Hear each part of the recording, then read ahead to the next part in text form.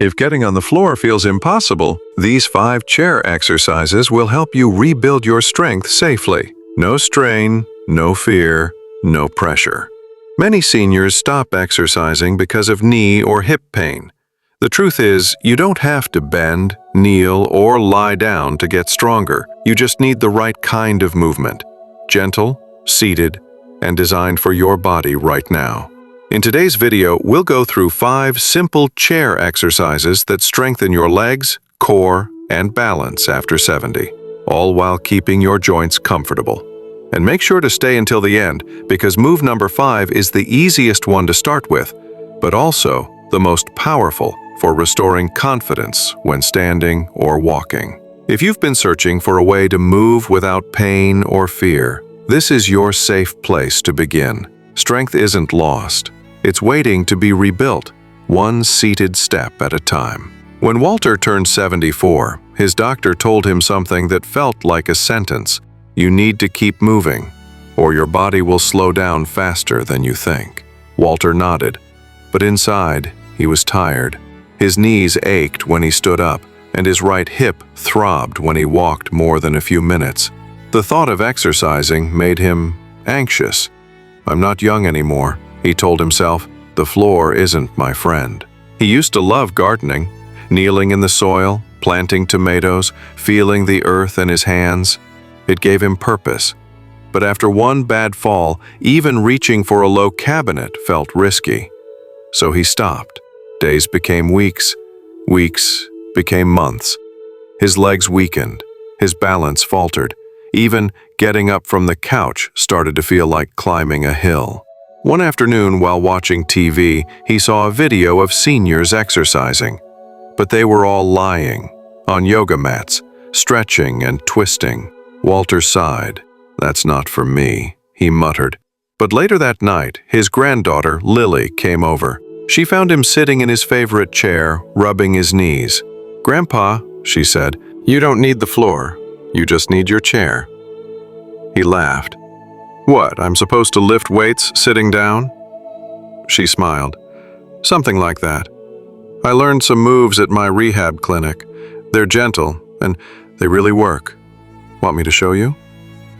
At first he hesitated. His pride whispered, "I shouldn't need help for this."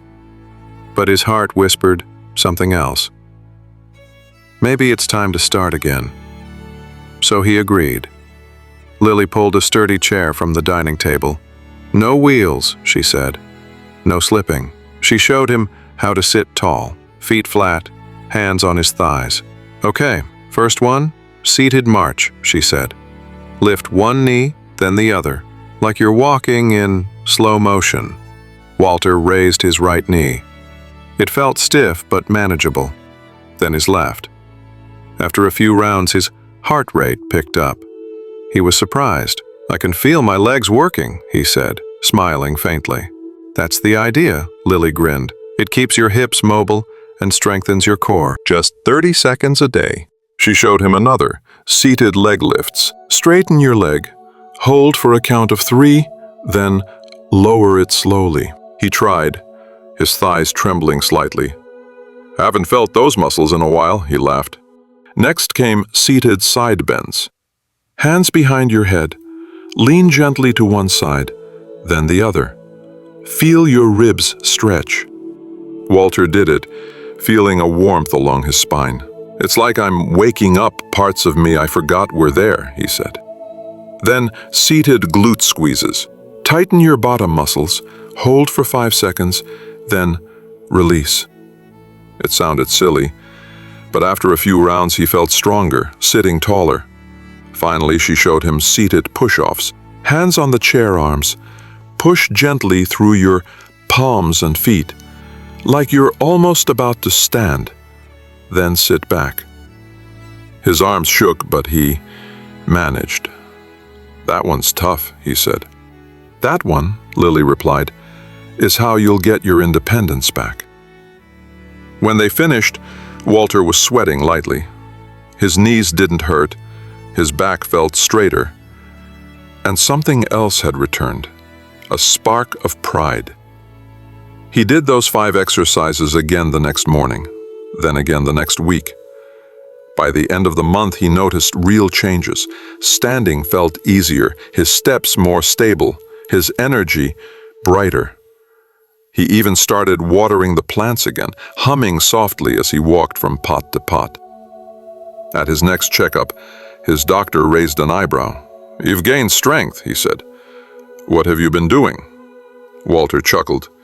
"Just me and my chair, Doc." Over time, he added small challenges, holding light weights, standing for a few seconds between sets, breathing deeper. His granddaughter kept him accountable, cheering him on every Sunday. But beyond the physical strength, something deeper happened. Walter stopped seeing his chair as a symbol of limitation. It became his tool for possibility. "It's funny," he told Lily one afternoon. "I used to think strength was about doing hard things. Turns out, it's about doing the right things, even gently." She smiled. "You're stronger than you think, Grandpa." Now, every morning, before his coffee, Walter spends 10 minutes in that same chair, marching, stretching, lifting, breathing. He keeps count quietly under his breath, smiling when he hits his 5th round. And when he stands up to walk to the kitchen, his steps no longer feel uncertain. His legs hold him. His back is steady. His confidence is back. That's the power of small, consistent movement. It rebuilds more than muscle. It rebuilds trust in your own body. Walter used to think his active days were behind him, but now, as he grips the back of his chair, stretching tall with a calm breath, he knows movement isn't about youth. It's about choosing to keep living fully, right where you are. He's living proof that you don't have to touch the floor to rise again. And the simple moves that changed his life, the same 5 chair exercises that built back his strength, are waiting for you too. Walter's progress began with 5 simple movements. Not in a gym, not on a mat, but right there in his favorite chair. And those same 5 exercises became the foundation of his recovery. A routine that brought back strength, balance, and confidence one day at a time. Number 1, seated march. Rekindle your rhythm. This was the first move Lily taught him, and it remains his favorite. He sits tall, lifts one knee at a time, steady and slow, as if walking through memory. This gentle motion wakes up the hips, strengthens the core, and improves circulation. "At first I could barely lift my knees," Walter says. "Now I can go a full minute. It feels like I'm walking again, even when I'm not." Number 2, seated leg lifts. Rebuild your power. Walter used to avoid anything that made his legs tremble. Now he sees it as a sign of progress. He straightens one leg, holds for a slow count of 3, then lowers it gently. It looks simple, but it strengthens the quadriceps, the same muscles that help you rise from a chair or climb stairs.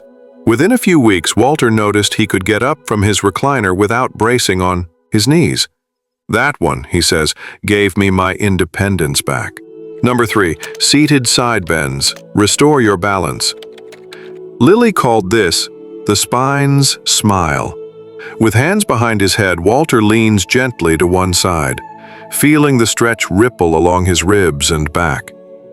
This move loosens stiffness, improves posture, and strengthens the obliques, the stabilizers that keep us upright. "I didn't realize how much tension I carried here," Walter says, placing a hand on his waist. "Every bend feels like I'm making space to breathe again." Number 4, glute squeezes. Strength starts from the seat. The glutes, our largest muscle group, often weaken with age and sitting. Walter learned to reawaken them right where he sat. "Just tighten your seat," Lily laughed, "like you're holding a penny between your cheeks. 5 seconds on, 5 seconds off, 10 rounds. He could do it while watching TV, reading, even chatting. Within weeks, he noticed his lower back pain easing. "It's strange," he said, But even when I'm still, I'm not weak anymore. 5. Seated push-offs. The courage builder.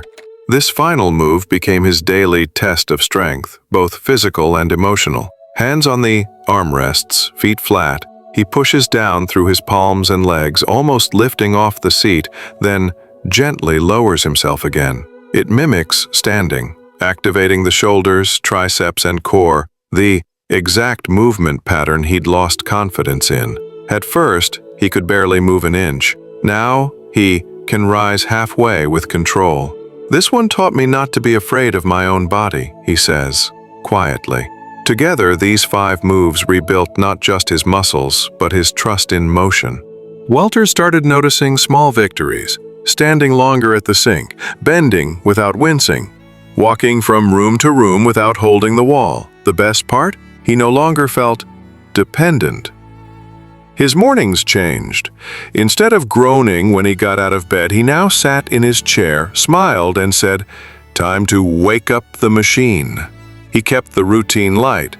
10 minutes a day, 5 exercises, 3 rounds. Some days he moved slower. Some days he surprised himself with how strong he felt. And every day he felt a little more like himself again. When his doctor asked what inspired him, Walter grinned. "My granddaughter and a chair." The truth is, these exercises did more than strengthen his body. They rebuilt his dignity. Because movement isn't just about muscles, it's about memory, confidence, and freedom. Walter now tells every friend at his senior center, don't wait for the perfect day or the perfect gym. You've already got everything you need: a chair, your breath, and a little faith. His story proves what so many forget. Progress is possible at any age with the right approach. You don't have to get on the floor to rise again. Sometimes, standing tall begins exactly where you sit. Walter's story is more than a workout routine. It's a quiet reminder that strength isn't measured in weights or miles. It's measured in courage, in the choice to keep moving, even when movement feels small. After 70, it's easy to believe that weakness is just part of aging. But the truth is, much of it comes from stillness. When you move, even gently, even from a chair, your muscles wake up, your balance returns, and your confidence follows. These 5 simple exercises didn't just rebuild Walter's legs, they rebuilt his spirit. And maybe that's what real fitness means now. Not pushing harder, but moving wiser. Not chasing youth, but nurturing ability. If you've been afraid to start, remember this. Your body hasn't forgotten how to be strong. It's just been waiting for you to remind it. Progress is possible at any age. One seated breath, one steady lift, one hopeful day at a time. Now, it's your turn. Which of these 5 chair exercises will you try today? Maybe it's the gentle march, or maybe the push-off that builds your courage back. Whichever one you choose, start slow, breathe deeply, and celebrate every small victory, because every lift, every stretch, every moment you move is a promise to yourself. I'm still growing stronger. Share your journey in the comments. Tell us which move made you feel proud today. And if you know someone who's been afraid to start again, share this video with them. Their comeback might begin with a single chair. We look forward to reading your insights. Thank you for walking this journey with Verdant Years.